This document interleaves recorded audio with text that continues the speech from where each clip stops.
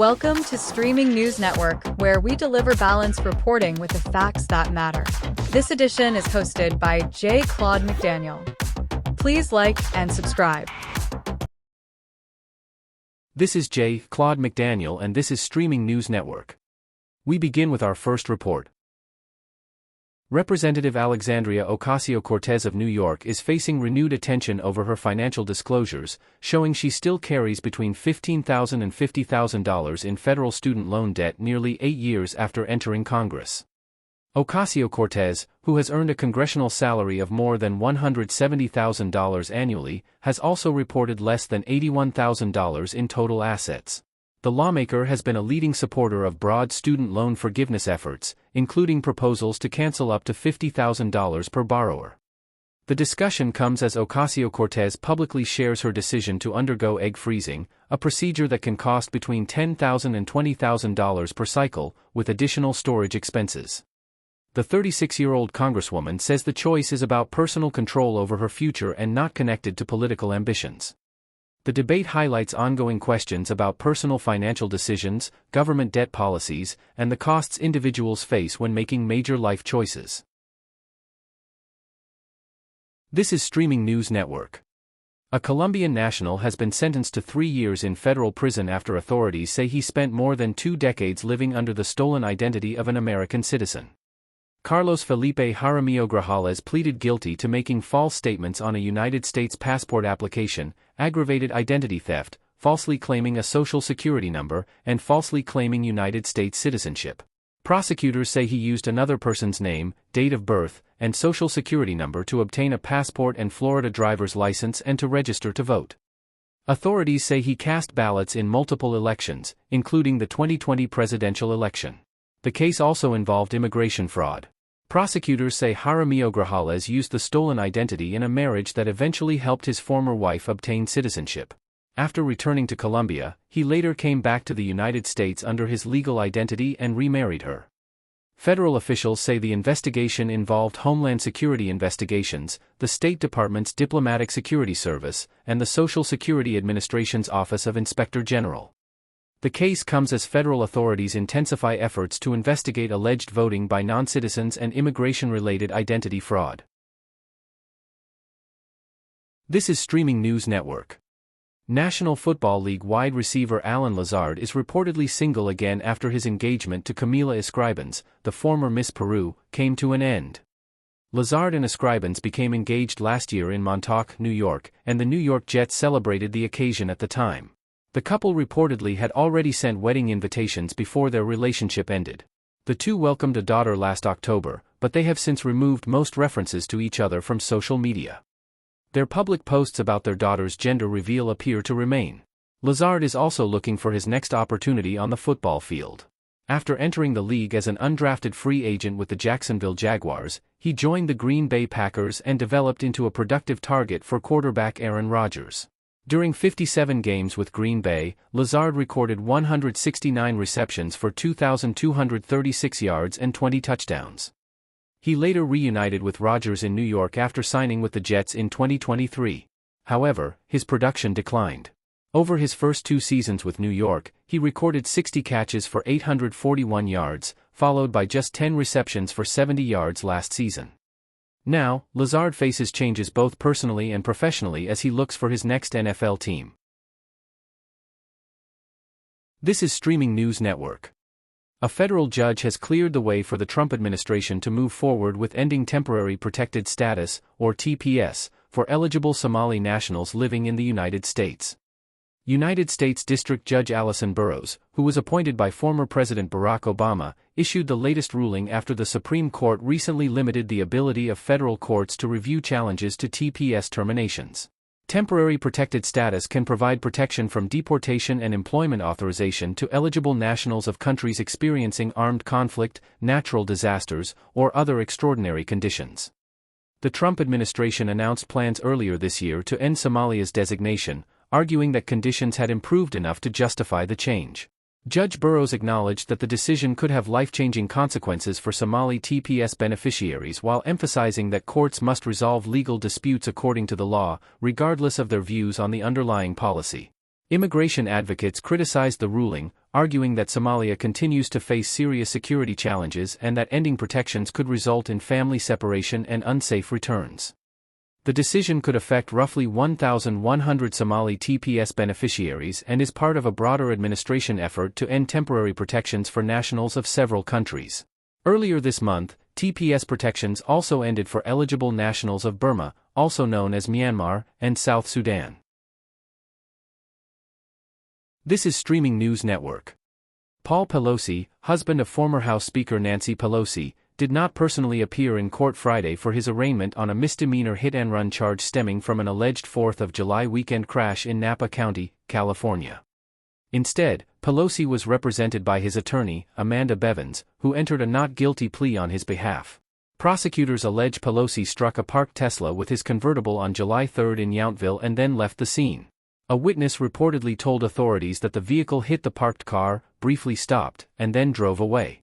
Deputies later found Pelosi's convertible partially blocking a roadway with significant damage. Investigators say Pelosi acknowledged that he knew he had struck something but did not realize what he had hit. His vehicle eventually became disabled. Authorities also reported that a preliminary alcohol screening showed Pelosi had a blood alcohol concentration of 0.00. A spokesperson previously said Pelosi apologized to the vehicle's owner and intended to take responsibility for the damage. The case comes approximately 4 years after Pelosi was arrested for driving under the influence following a separate 2022 crash in Napa County. This is Streaming News Network. Former Miss Earth Indonesia titleholder Putri Andriani Juficha has died at the age of 25. Her death was announced Friday, August 14, by the Miss Grand Indonesia organization. Juficha was remembered as more than a pageant titleholder, with organizers describing her as a member of their grand family whose grace, strength, and spirit touched many people. A cause of death has not been publicly released. Juficha won the Miss Earth Indonesia title in 2025 and was also runner-up for Miss Grand Indonesia that same year. Her pageant work extended beyond competition. She advocated for environmental causes, including recycling, protecting rivers from pollution, and promoting sustainable communities. With a background in communications and developing expertise in environmental law, Juficha sought to educate and empower people on environmental issues. She also recently served as a judge at the Miss Culture International pageant in June. Her death was announced on what would have been her 26th birthday. Friends, pageant organizations, and supporters have expressed condolences to her family and loved ones as they remember a young woman whose career and advocacy ended far too soon. This is Streaming News Network. Democratic Senate candidate Mary Peltola is distancing herself from an endorsement and fundraising appeal from former Vice President Kamala Harris. In a fundraising email sent Wednesday through Harris's Political Action Committee, Harris urged supporters to contribute to Peltola's campaign, describing her as someone who could help Democrats win Alaska and regain control of the Senate. Peltola's campaign, however, says it did not authorize the message and was unaware of it before it was distributed. The campaign also emphasized that Peltola is focused on Alaska and is not seeking endorsements from politicians outside the state. Peltola did not endorse Harris during the 2024 presidential election. The issue quickly became a target for Republicans. A spokesman for the National Republican Senatorial Committee argued that Peltola and Harris were politically aligned, while a spokesman for Republican Senator Dan Sullivan, whom Peltola hopes to unseat, said Alaska voters could see the connection. Harris lost Alaska to President Donald Trump by 14 percentage points in 2024. Meanwhile, independent Alaska State Representative Rebecca Himsgood defended Peltola, calling Harris's fundraising appeal a poor political move and arguing that the former vice president is attempting to benefit from Peltola's campaign. For now, Peltola is emphasizing a message centered on Alaska rather than national Democratic figures. This is Streaming News Network. The Department of Health and Human Services has released a report alleging that some hospitals may have improperly billed health insurers for gender-affirming care, prompting Vice President J.D. Vance and federal officials to call for additional scrutiny. The report focuses on claims involving an insurance billing code for unspecified endocrine disorders. According to the department, approximately $50 million in insurance payments were associated with that code between 2015 and 2025. Federal officials argue that unusual billing patterns could indicate potential fraud. However, critics dispute the report's methodology and its broader conclusions about gender-affirming medical care. The Human Rights Campaign accused the administration of relying on what it called anti-transgender sources and questioned whether the report represents independent medical analysis. The controversy comes amid a broader federal effort to restrict access to gender-affirming care, particularly for minors. Federal agencies have also pursued investigations involving medical records from hospitals that provide such care. Supporters of the administration's approach argue that additional oversight is necessary when children receive treatments they describe as potentially life-altering. Medical organizations and advocates, meanwhile, maintain that gender-affirming care can be medically appropriate when provided according to established clinical standards. The latest report adds another front to an increasingly contentious national debate involving medical practice, insurance billing, government oversight, and transgender health care. This is Streaming News Network. Reality television personality Ryan De Nino, known for appearing on Married at First Sight, has died at the age of 40. De Nino's sister, Melissa De Nino, announced his death on social media, remembering her brother as funny, witty, fiercely loyal, and someone with a huge heart. She also described the profound difficulty of losing a sibling, saying his death has permanently changed her life. De Nino appeared on the second season of Married at First Sight in 2015, when the series aired on Lifetime. He was paired with Jessica Castro, and the two met for the first time at the altar as part of the show's unusual marriage experiment. The couple initially decided to remain married after the season ended, but their relationship eventually deteriorated and they divorced. Their relationship became increasingly contentious, with disagreements continuing through the season's reunion. During the same year the show aired, Castro reportedly sought a restraining order involving De Nino. The circumstances surrounding De Nino's death have not been publicly disclosed. His passing marks another loss for the reality television community, while family and friends remember a man described by his sister as deeply loyal and loving. I am Claude McDaniel for Streaming News Network.